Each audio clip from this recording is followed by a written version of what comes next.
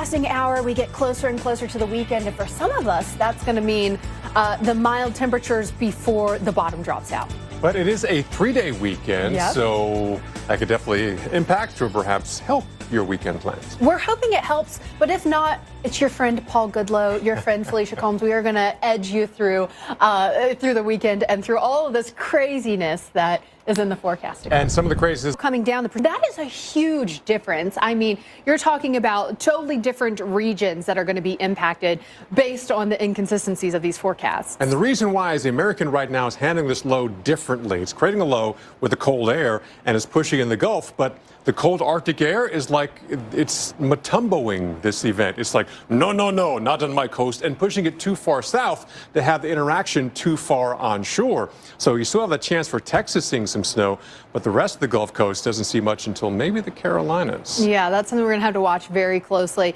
And I mean, you can just see the differences here, but that's just the first system. We have a second system that we have to watch as well. So there are so many different pieces to the weather puzzle next week. And we're not talking about the second system. Why? Because we haven't figured out the first system yet. So don't think about the second one.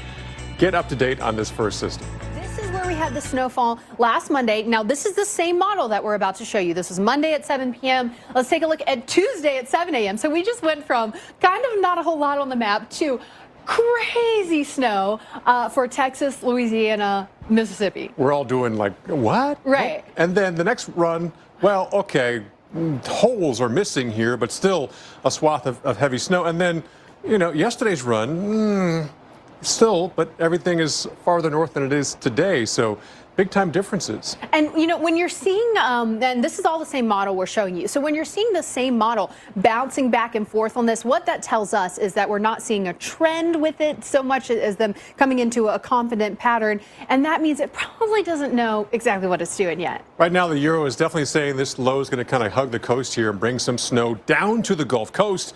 And definitely have impactful snow, even across coastal Georgia and South Carolina, low country there. I mean, Jacksonville, bringing some wintry weather to Jacksonville. Yeah. So that's the European. Now, we have the American model, which is also drastically different.